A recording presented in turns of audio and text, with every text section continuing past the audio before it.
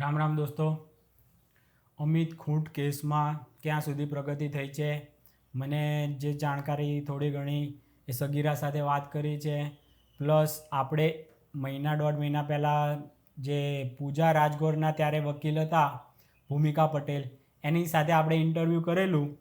એ interview કીર્તિ પટેલે જોયું હતું અને એ ઇન્ટરવ્યૂમાં અમુક વસ્તુ કીર્તિ પટેલને ખૂંચી અને ભૂમિકા પટેલ ખોટું બોલ્યા છે એવી બધી એણે એ વિડીયોમાં કોમેન્ટ કરેલી કે મારો કોન્ટેક્ટ કરો, હું તમને બધું જણાવું આ રીતનું. એ અત્યારે તો જેલમાં છે કીર્તિ પટેલ, પણ એ જેલમાં ગયા એ પહેલાં મારે વાત થઈ ગયેલી અઠવાડિયા પહેલાં, એટલે ઘણા ટાઈમ પહેલાં. આની પર મેં વિડીયો એટલે નહોતો બનાવ્યો કે આમાં જેમ જેમ પ્રોગ્રેસ થાય એક એક એક એક એક એક ટુકડામાં આપણે શું વાત કરવી અને ખાલી ખોટું એવું આપણું કામ છે નહીં કે બ્રેકિંગ ન્યૂઝ બનાવી નાખવું કે આમ થઈ ગયું, સીસીટીવી પોલીસના 1 મહિનાથી બંધ હતા, આમ તેમ.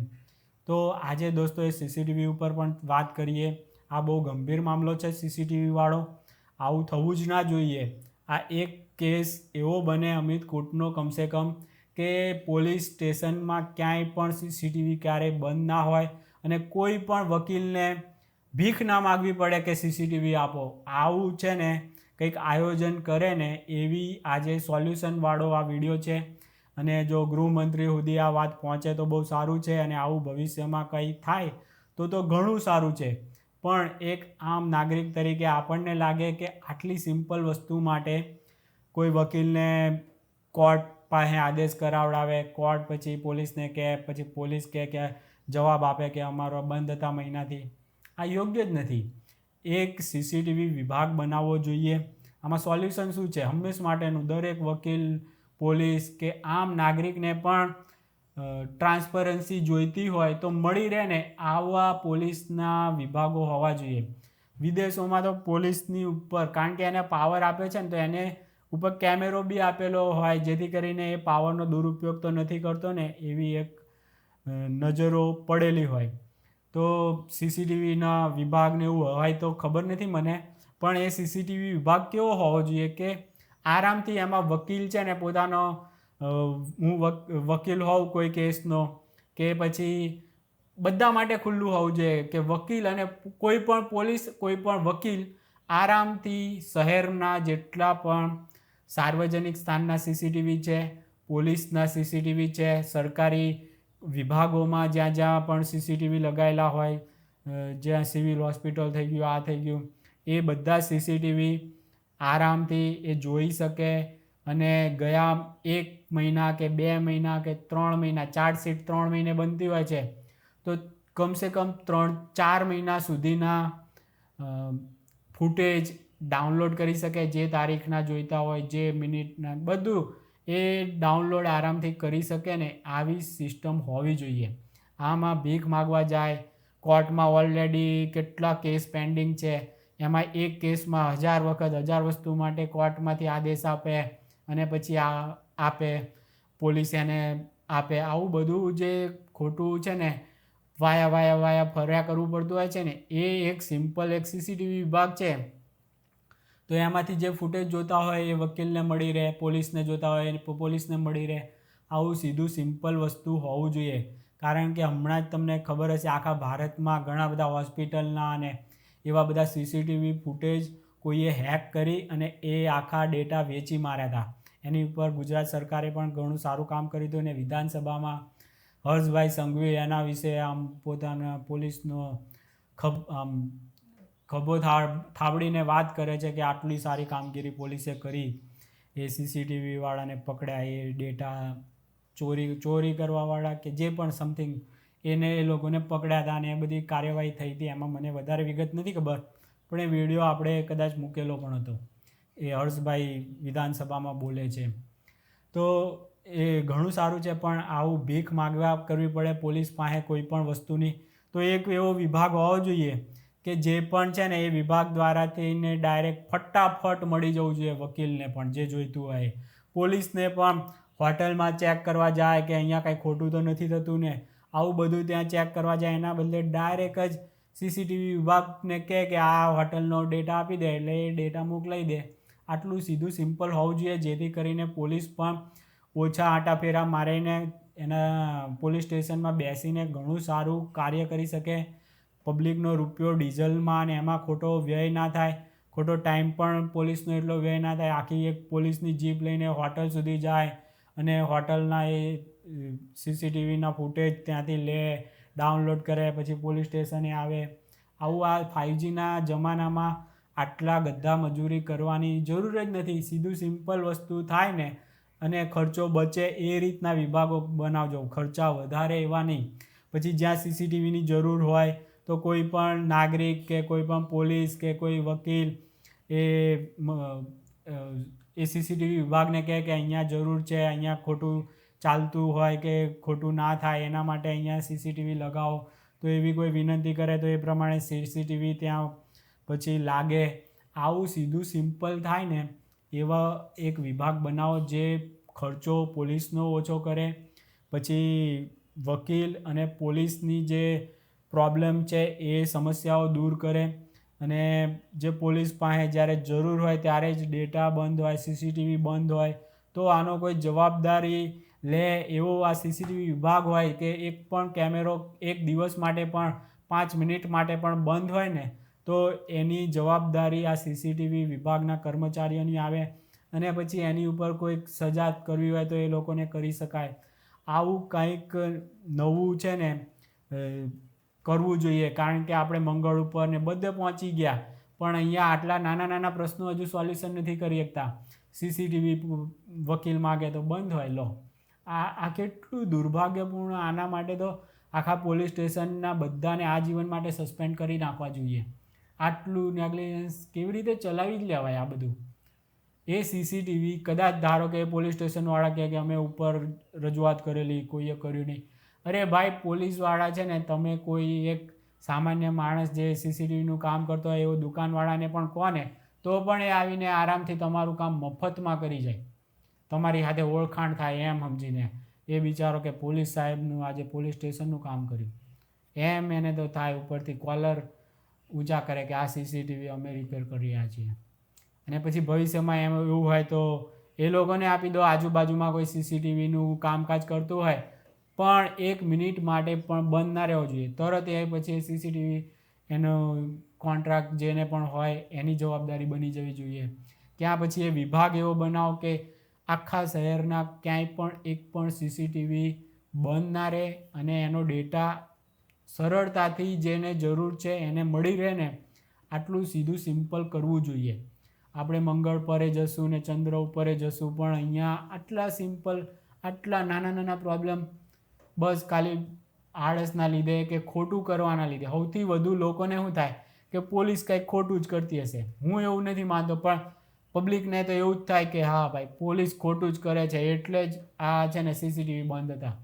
નહીં તો પોલીસ, ધારો કે કોઈ છે ને કોઈ હોટલમાં આતંકવાદી રોકાણો હતો અને પછી પેલો હોટલવાળો એમ કહે કે મારા સીસીટીવી તો મહિનાથી બંધ છે, તો પોલીસ પછી એનું શું દશા કરે?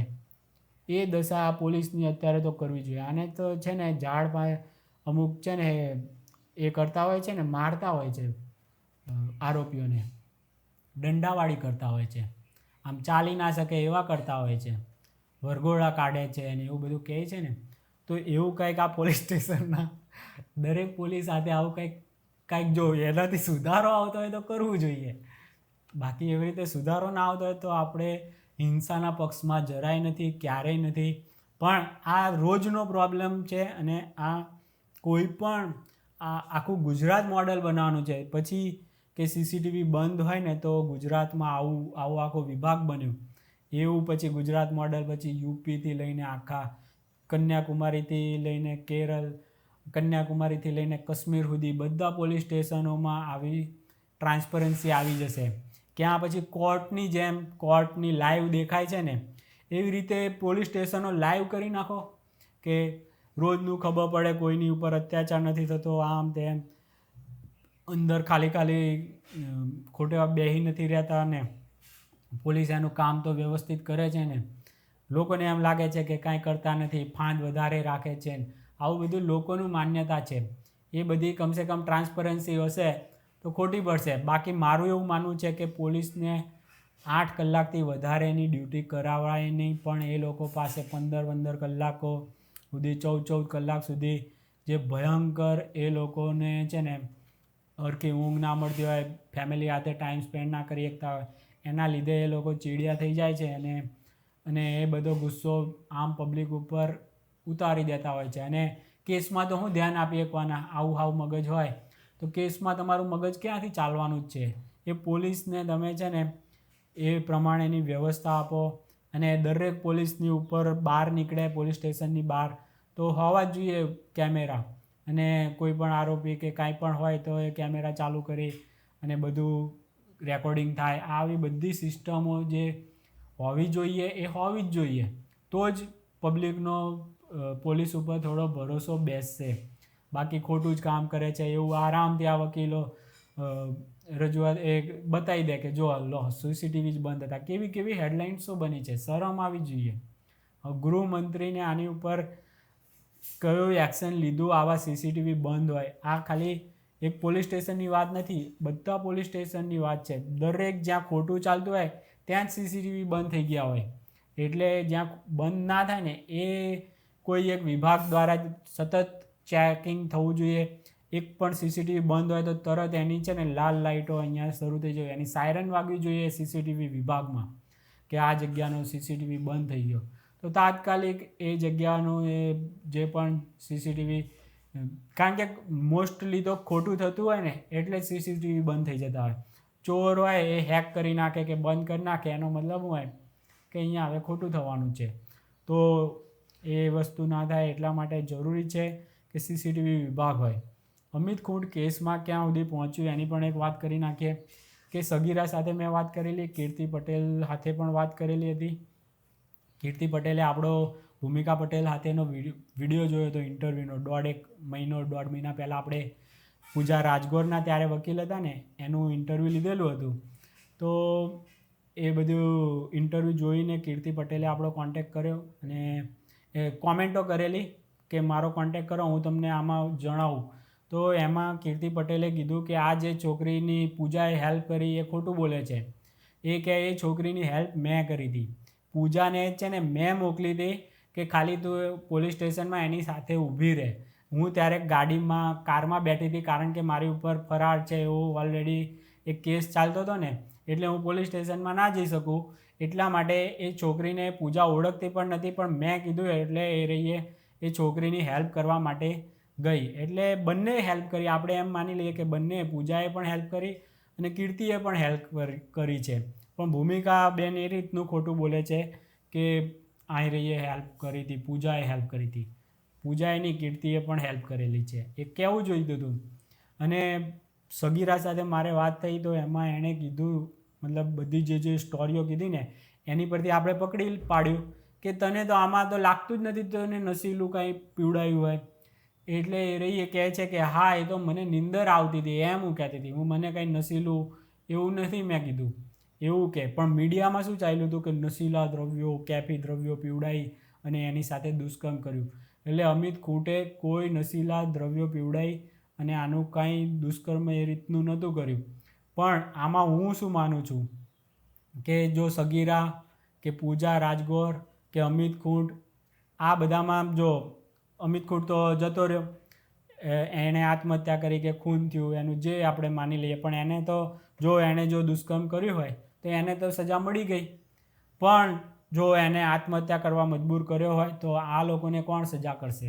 મને તો ન્યાયપાલિકા ઉપર એટલે ભરોસો નથી કે આમાં એ યોગ્ય, આપણે પણ જાણતા ના હોય અને શું સાબિતીઓ આધારે પણ એમ ના સાબિત કરી શકાય કે આ લોકોએ કંઈ ખોટું કર્યું છે.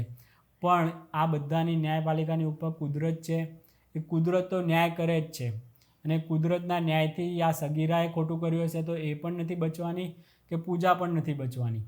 પછી પૂજા એની લક્ઝરિયસ લાઈફ માટે છે ને દોસ્તો ક્યાંથી રૂપિયા લાવે છે. પછી પેલો જુનાગઢવાળો રહીમ મકરાણી કે એવું કંઈ હતું ને, રહીમ, એને ઓળખે છે કે નહીં? તો સગીરા જે ઇન્ટરવ્યૂ આપતી હતી બધે મીડિયામાં, એમાંથી એ રહી એ બોલે છે કે હું એ પૂજા એ રહીમ મકરાણીને પહેલેથી ઓળખતા હતા. જ્યારે આપણા ઇન્ટરવ્યૂમાં ભૂમિકા પટેલ શું બોલે છે એના વકીલ પૂજાના, કે એ મેં પૂછ્યું હતું પણ એ તો કેટલાય બધા હોય એમ કે ફોલોવર, એમાં કોઈ હશે એવું બોલે છે. એટલે એ વખતે સુધી આપણે એમ માની લઈએ કે પૂજાએ આ ભૂમિકાને અંધારામાં રાખી છે, ખોટું બોલે તે. પણ હવે તો બધું સાચું બહાર આવી ગયું. હવે તો ત્યાં સુધીનું કેટલાય એની સાથે પૂજાના ને બંનેના ચેટ ને બધું આવશે, એટલે કેટલું બહાર આવશે કે એ બંનેનું શું કાવતરા હતા, શું ષડયંત્ર હતા, એ બધા બહાર આવશે, પોલીસમાં આવશે કે ગમે. પણ જે આ પોલીસે ખોટું કર્યું છે ને સીસીટીવી મુદ્દે, એ બહુ ભયંકર છે. આ કોઈ રીતે છે ને આને છે ને બક્ષાય એવું નથી. આની ઉપર જે પણ ખુદ પોલીસે, ખુદ ગૃહમંત્રીએ, ખુદ CIDએ આમાં તો ફરિયાદી બની જવું જોઈએ પોલીસ ઉપર. હા, આને બહુ કીડો હોય છે CIDને ફરિયાદી બનવાના, અને મીડિયા પણ બહુ આમ ચગાવતું હોય છે. તો આમાં એ રીતનું ફરિયાદી CIDએ કે ગૃહમંત્રીએ ખુદ બની જવું જોઈએ, જેથી કરીને આવું કોઈ પણ પોલીસ સ્ટેશનમાં ના થાય. અને એનું સોલ્યુશન તો મેં આપી દીધું છે કે એવો કોઈ વિભાગ બનાવો. બાકી ગૃહમંત્રીની જે મજાક ઉડાવતા હોય છે તો એ લોકોને જવાબ ગૃહમંત્રી આ રીતે આપે કે ટેકનોલોજીનો સારામાં સારો ઉપયોગ, અને વકીલ અને પોલીસ વચ્ચેના ઘર્ષણ કોઈ ગૃહમંત્રીએ ખતમ કર્યા હોય તો હર્ષભાઈ સંઘવીએ છે. એમણે CCTVની ટેકનોલોજી એ એટલી ટ્રાન્સપરન્ટ કરીને એના ઉપર આખી જિંદગી સુધી હર્ષભાઈ સંઘવીને ઓળખતા રહે. ગુજરાતનું મોડલ એવું હર્ષભાઈએ બનાવ્યું હતું.